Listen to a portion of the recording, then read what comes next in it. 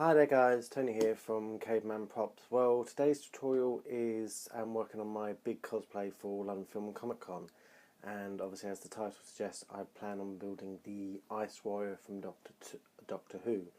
I'm kind of taking reference mainly from the new ones that have just been seen in the previous series. There was one block of ice, frozen in a block of ice on a submarine. So I'm kind of working from images from that and the Doctor Who experience. So hopefully, fingers crossed for you, London Film and Comic Con has just been, and you would have hopefully seen me on the floor in the finished costume. But as I'm building it, I'm going to be doing the tutorials for you now, and we're going to start with the helmet. What I've done is I've already built the helmet.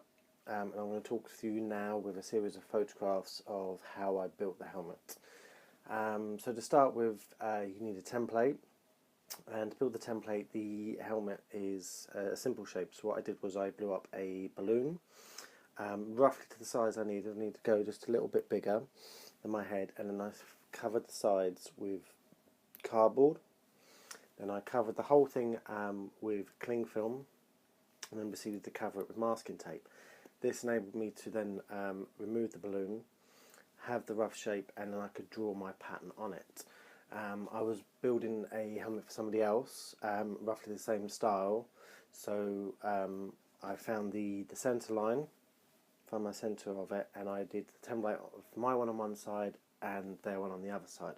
Simple fact is you don't need to do the two sides because they're going to be even. You just flip them around and create the opposite side. So I created a very simple template, obviously starting with a middle section through the head. I had a section that then would create the crown part, another section that would create the side parts, and then a bit that would go on the end. Obviously this was then reversed round and the facial details added in. So once I had that templated, they were cut out of a 10mm EVA foam. The parts were heated and formed. The main two section parts that we're going to run through the top of the head, I didn't bevel the edges, I just heated them because I wanted them to go together to start the main part of the head. If I'd have beveled them, they would have stuck up a bit like that. So they went round, and then the side bits went onto that. They were heated and curved, and then that was beveled for the side bits to go on to create the main shape of the helmet. The seams mainly across the top didn't matter too much because there's going to be a lot of detailing work that goes onto that, and that's what we're going to move on to. So once the main helmet was put together from the EVA foam, it's quite tricky. You have to work it down, you have to heat it, you have to bend it, but I got there in the end. The facial details were then all added, the cheek sections ready for the eyes. The nose section came forward across the cheek sections and the eyes, so it kind of stuck forward, and then the side cheek parts were set further back to add detail. Before I added the main detail of the spine work that goes across the top, I added scaling details to the outside. The simplest way of doing this is with a soldering iron. I have a tiny little soldering iron that I use in the workshop for this, and you basically burn into the outside of the foam the detail patterns that you want to do, and you kind of do it roughly and you do it evenly, and it kind of adds to that effect of the scaling work. This is also quite dangerous. I would recommend a mask and lots of ventilation. The smoke that will come off, or the fumes that will come off the foam, are quite toxic, and they can make you very lightheaded. I turned the fan off to do the section of filming of me cutting into it, and I started feeling a bit lightheaded just from that tiny little part. So always, you need a good mask, lots of ventilation. If you can put a fan next to where you're working, it will blow the fumes away, and then you're good.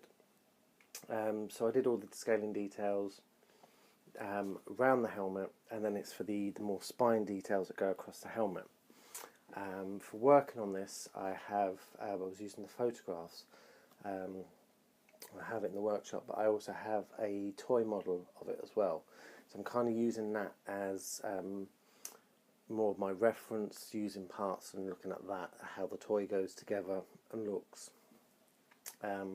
For the spine details, I was cutting the pieces out of EVA foam and using my rotary tool to blend in. What I did was I strapped my rotary tool into one vise on my workbench and a hoover cord to the other, because it creates a lot of dust, which is toxic again, so you need your mask on. But I didn't want loads of dust around the workshop, so having the hoover on, the majority of the dust was sucked down the hoover and out of the way. So I held each part, worked it round to create the correct shape. It took me a little while to suddenly realise that if I'd use my scalpel or a sharp knife to cut the corners off, this saved a lot of time working with the rotary tool and speeded up the process a little bit. So there's a tip for you. So I created the shapes. I started small at the front and started to work back to a certain size, got the patterning right, and then got them back as they went down the front. This was all then heated. Obviously the spining details will start to shrink a little bit because you're heating them, so always be aware of that.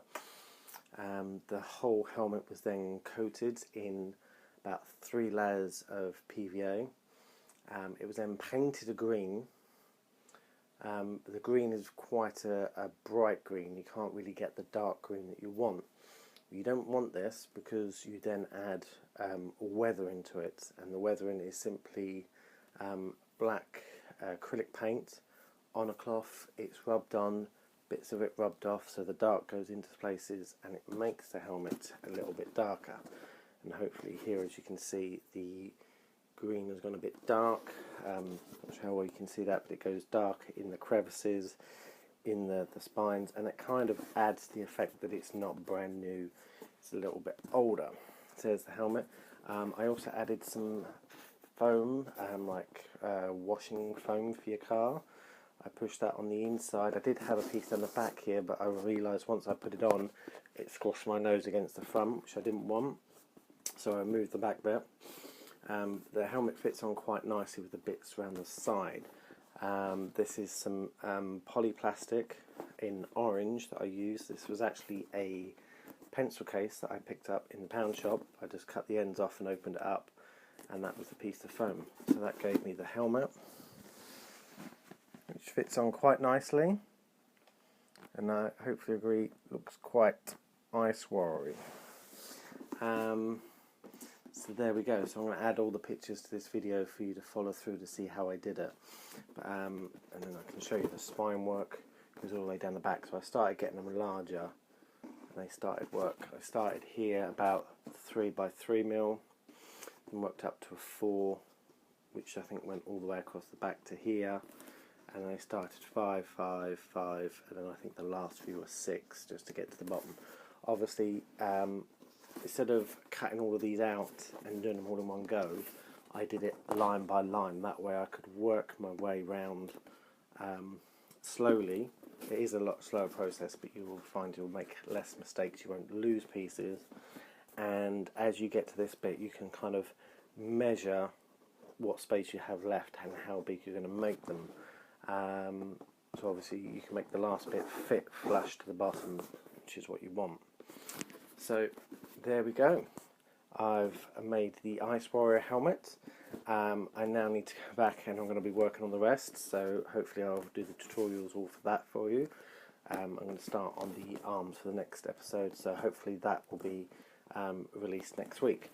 But let me know what you think of the Ice Warrior build, and also check out some of my other tutorials. I've got lots of stuff on there. So please please subscribe to my Facebook page as well. Subscribe to the YouTube channel. I put lots of stuff on the Facebook page, tutorials on the YouTube channel. If you have any questions, just you can contact me by email or message me on Facebook. And I look forward to hearing from you, and I will show you the next tutorial soon.